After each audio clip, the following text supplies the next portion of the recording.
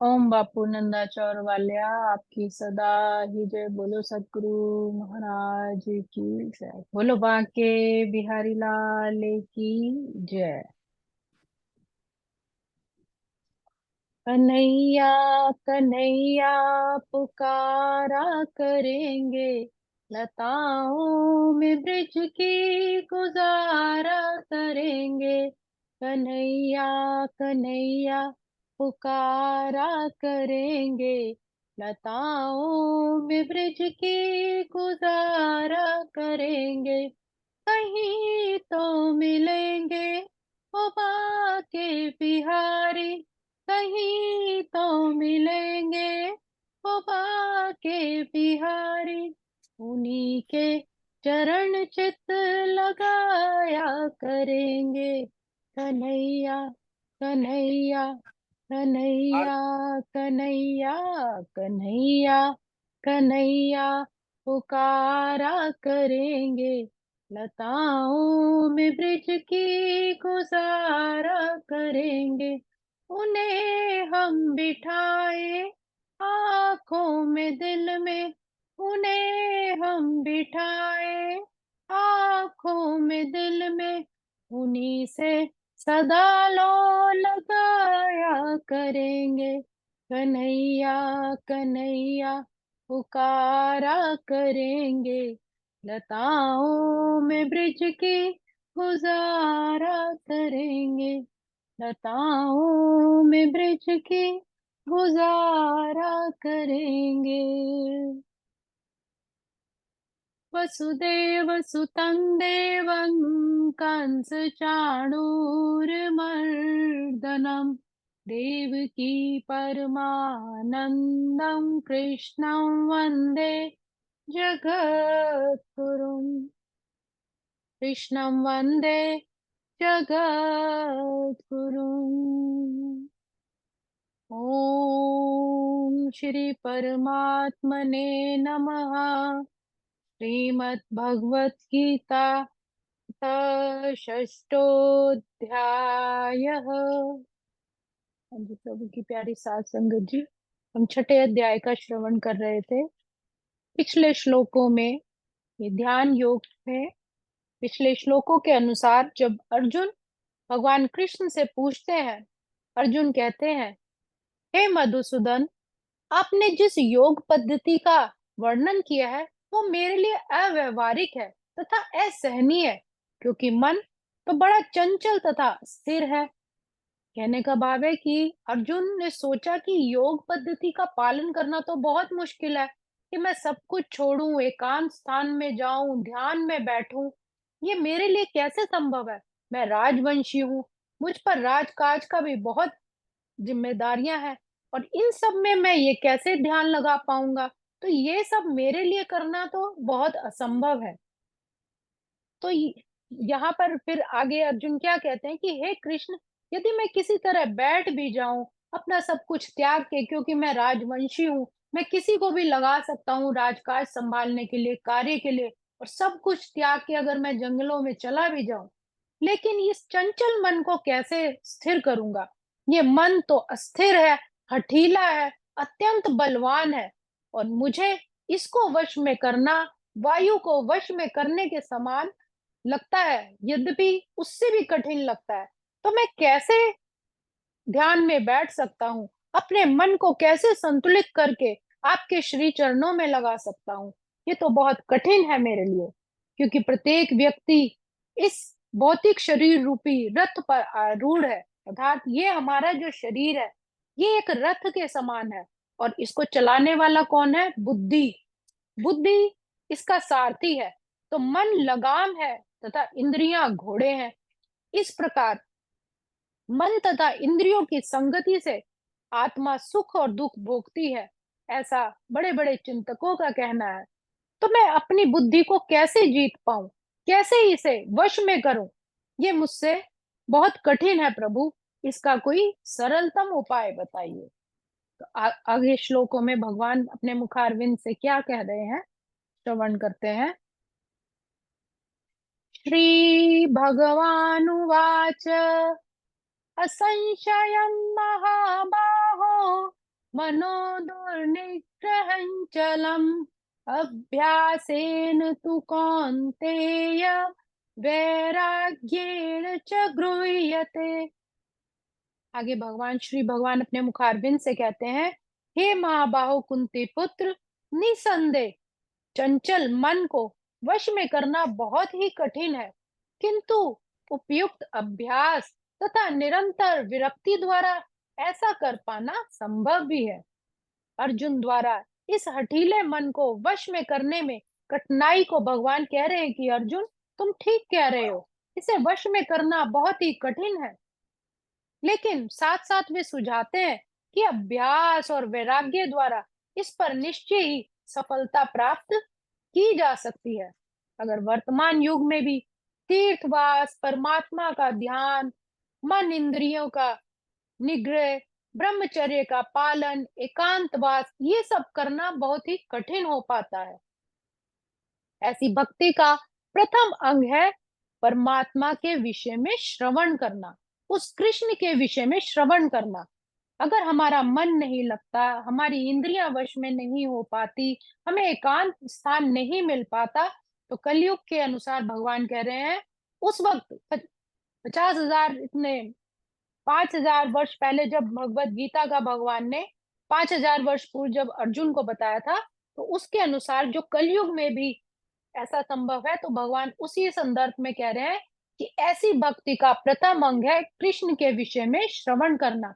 जैसे जैसे हम सत्संग सुनते हैं, परमात्मा के विषय में सुनते हैं, गुरुओं की वाणी सुनते हैं, तो उससे मन को समस्त प्रकार की दुश्चिंताओं से शुद्धि हो जाती है, और इस तरह परम शक्तिशाली वो फिर दिव्य आत्मा परमात्मा के चरणों में लग जाती है। कृष्ण के विषय में जितना ही अधिक श्रवण किया जाए, उस परम पिता के परमेश्वर के लिए जितना अधिक से अधिक श्रवण किया जाए, उतना ही मनुष्य उन वस्तुओं के प्रति अनासक्त होता जाता है, और मन को कृष्ण से दूर ले जाने वाली उन वस्तुओं को, जो मन को कृष्ण से दूर ले जाती हैं, फिर उनको मनुष्य छोड़ देता है। मन को उन सारे कार्यों से विरक्त कर लेने पर, जिनसे कृष्ण का कोई संबंध नहीं है, फिर मनुष्य सुगमता से वैराग्य भी सीख जाता है। अर्थात परमात्मा की भक्ति में अगर निरंतर मन लगा रहेगा, उसी के विषय में सोचता रहेगा, तो दूसरी चीजों को सोचने का समय नहीं मिल पाएगा। और जब हमारा मन उस परमात्मा से जुड़ जाएगा, अपने गुरु से जुड़ जाएगा, तो संसार की वस्तुओं से भी धीरे धीरे विरक्त होता चला जाएगा। और यही तो भगवान को चाहिए, विरक्ति। वैराग्य का अर्थ है परमात्मा पदार्थ से विरक्त और मन का आत्मा में प्रवृत्त हो जाना, अर्थात बाहर की चीजों से विरक्ति हो जाना, उनसे मोह छूट जाना, और अपना मन को अंतर्मुखी उस परमात्मा से जोड़ना। यह व्यवहारिक है, क्योंकि कृष्ण के विषय में श्रवण करने से मनुष्य स्वतः ही परमात्मा के प्रति आसक्त हो जाता है। धीरे धीरे जब उसकी बातें सुनने से, उनका सत्संग सुनने से हमारा प्यार बढ़ेगा, तो परमात्मा के लिए जैसे जैसे हमारा प्यार बढ़ेगा, वैसे वैसे ही सांसारिक चीजों से भी हमारा मुंह अपने आप ही छूटता चला जाएगा। ये वैसे ही है जिस तरह भोजन के प्रति कौर से भूखे को तुष्टि प्राप्त होती है। भूख लगने पर मनुष्य जितना अधिक खाता जाता है, उतनी ही अधिक तुष्टि और शक्ति उसे मिलती जाती है। उसी तरह धीरे धीरे जितना हम परमात्मा का नाम सिमरन करते रहेंगे, धीरे धीरे हमारी अंतर सुख भी, हमें परम सुख की भी प्राप्ति हो जाएगी। इस प्रकार भक्ति संपन्न करने से दिव्य परमानंद की अनुभूति होती है, क्योंकि मन भौतिक वस्तुओं से विरक्त होता चला जाता है।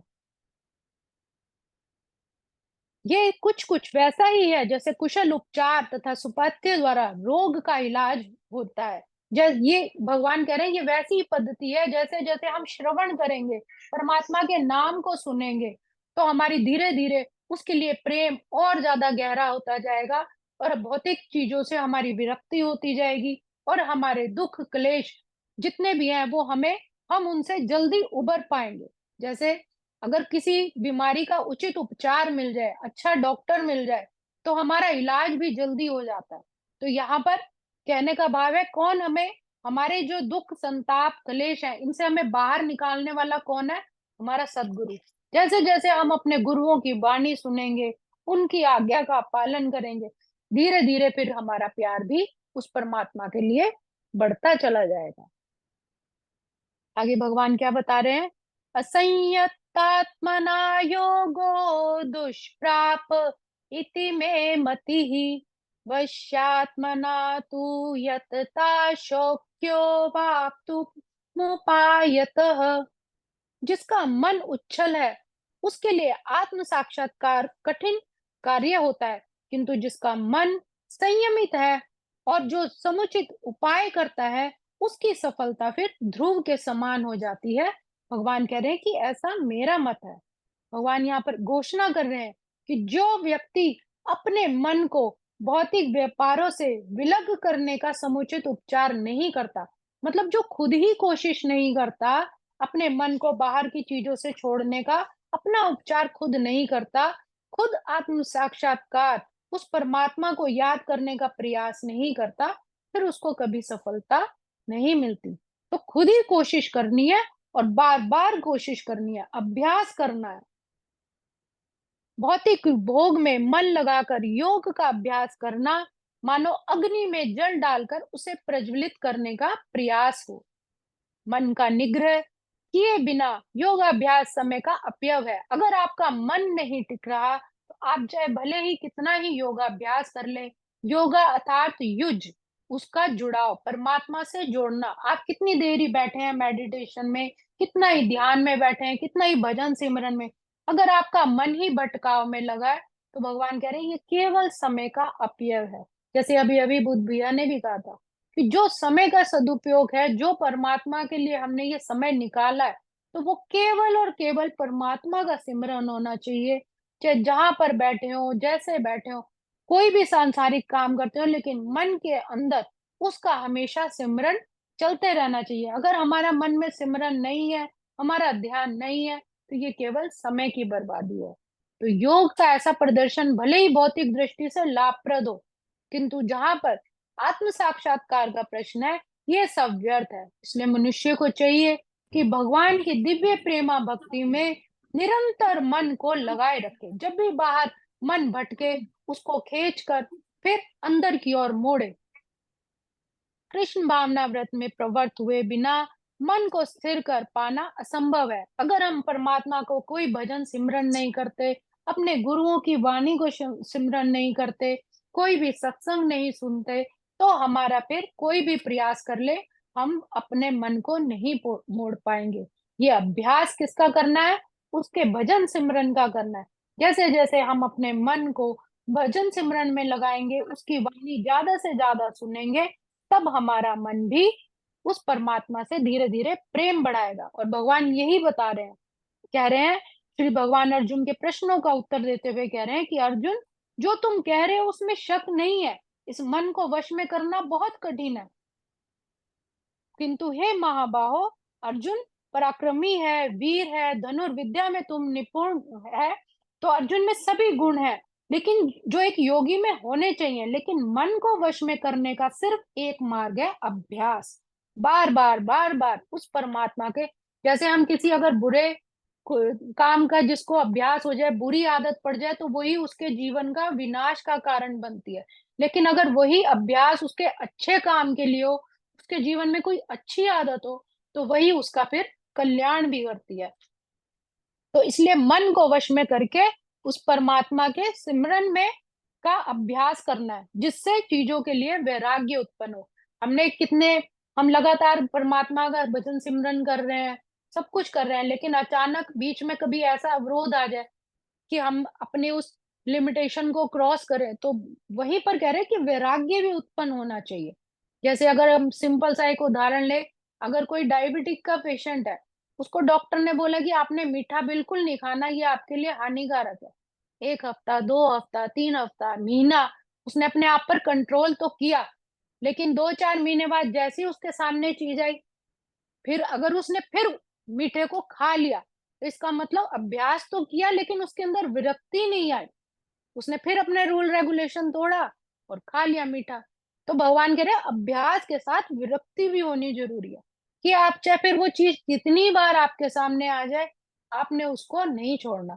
अगर एक बार मन में ठान लिया कि किसी से गुस्से से बात नहीं करनी, किसी की निंदा चुगली नहीं करनी, अगर हमने ये सिर्फ परमात्मा का नाम लेना है, किसी का बुरा नहीं सोचना, अपने मन वचन से कभी भी किसी का बुरा नहीं हमने ऐसा करना अपनी तरफ से, तो फिर उसी पर ही कायम रहना। ये नहीं कि किसी बात पे फिर गुस्सा आ गया तो हमने पिछली अपनी मर्यादाओं को छोड़ दिया।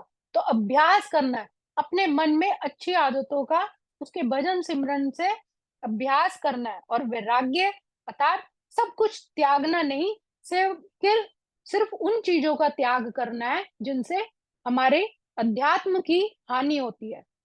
अर्जुन जब इंद्र को अपने तप से प्रसन्न कर उनसे दिव्य अस्त्र लेने स्वर्ग गए, तब इंद्र ने उर्वशी को रात्रि में अर्जुन के पास भेजा। इंद्र को आभास हुआ कि शायद अर्जुन की आसक्ति उर्वशी की ओर है, पर अर्जुन इतने वैरागी थे कि उन्होंने उर्वशी को भी माता कुंती कहकर ही प्रणाम किया, जिसके कारण उन्हें श्राप भी भोगना पड़ा। तो यहाँ पर बताया जा रहा है कि अर्जुन के अंदर कितना वैराग्य था। राग और आसक्ति का त्याग कर कर ही भगवान कह रहे हैं इस चंचल मन को हम वश में कर सकते हैं। तो हमें राग अर्थात प्रेम से रखना है और आसक्ति परमात्मा के लिए होनी चाहिए, तो सांसारिक वस्तुओं के लिए नहीं। तभी हम इस चंचल मन को वश में कर सकते हैं। इन श्लोकों में भगवान ने अपने मुखारविंद से अर्जुन के माध्यम से हमें ये समझाया। आज के श्लोकों को हम यही विराम देंगे। ओम श्री कृष्णार्पणमस्तु। हरे नमः, हरे नमः, हरे नमः। उन्हें प्रेम डोरी से हम बांध लेंगे, उन्हें प्रेम डोरी से हम बांध लेंगे, तो फिर वो कहाँ भागा करेंगे। कन्हैया कन्हैया कन्हैया कन्हैया पुकारा करेंगे, लताओं में ब्रिज की गुजारा करेंगे। बना करके हृदय में हम प्रेम मंदिर, वहीं उनको झूला झुलाया करेंगे। कन्हैया कन्हैया पुकारा करेंगे, लताओं में ब्रिज की गुजारा करेंगे, लताओं में ब्रिज की गुजारा करेंगे। बोलो बाके बिहारी लाल की जय, जय। महाराज बहुत ही की जय। सुंदर व्याख्या। जय बापू दी। हरी संगत वाह का जी बहुत वाह। बहुत धन्यवाद। संगीता, बहुत प्यारा भजन और बहुत सुंदर आपने भगवद गीता का हमेशा हमें समय समय पर ज्ञान देते हैं प्रभु का, तो उसके लिए आपको बहुत बहुत बधाई है और आपका धन्यवाद भी है। Thank you. हाँ जी।